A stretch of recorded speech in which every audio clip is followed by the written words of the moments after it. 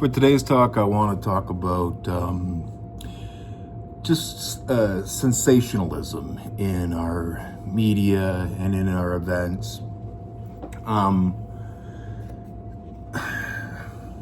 People are still booing the anthems, which like I said before, that's a tragic consequence of well, Trump's negotiating techniques, right? It seems that a lot of people are, a lot of Americans. I was watching Ezra Levant and I can't remember the other dude's name, but he's a classic right-wing guy, American, who was saying like, Trump is being facetious or sarcastic, but is he? He seems to think that he can just kind of do and say whatever he wants. I don't know. I think that was a bit careless, but again, it's been over-sensationalized. All things Trump are over-sensationalized. Again, that goes back to Russiagate and why he won in such a landslide because, critical thinking people didn't believe it, right? And what's ironic is that you're getting more critical thinking out of the working class now and not so much out of the laptop class, which, just want to kind of play ball with whatever they're told is hip at the time, right? You wouldn't want to have any ideas of your own. I know a guy that's a news anchor, very, very well. And again, it speaks to Noam Chomsky's manufactured consent, because he got that job because he's never had an opinion about anything in his entire life. He, he is sort of that Ron Burgundy character that reads from the teleprompter. And, not much else going on there. But, he's a great guy. It's just,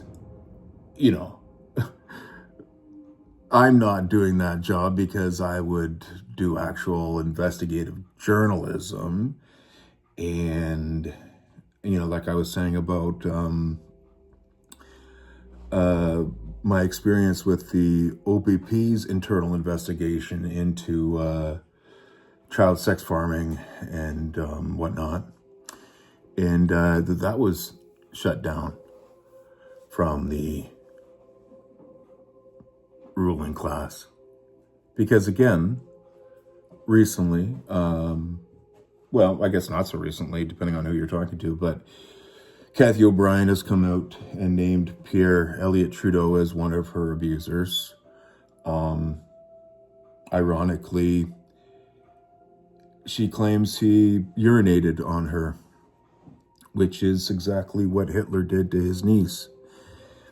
And not quite the Steele dossier story that was, as we were learning more and more. Well, we've known this for a while. Like that, this again is the sensationalism of the internet is just at a next level, because they take all of these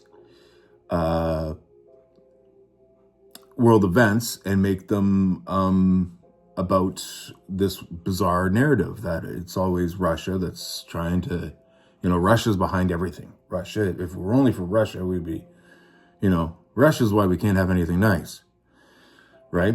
And now it's Elon Musk. Elon Musk is the reason for all the problems in the world, which is ridiculous. Elon Musk, yeah, he's a billionaire, but he also kind of doesn't need the money.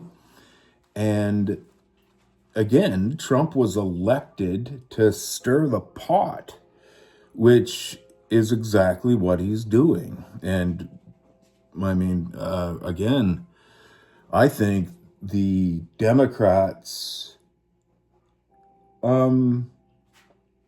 Well, I just think they totally underestimated him, and that was their critical fault, their Achilles heel.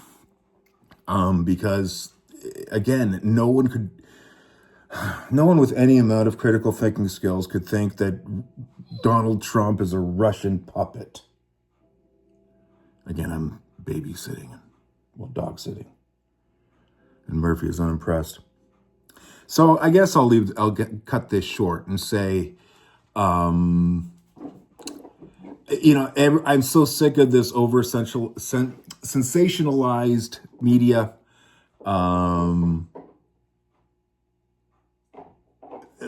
The ridiculous lawfare that we're seeing. What else is there that's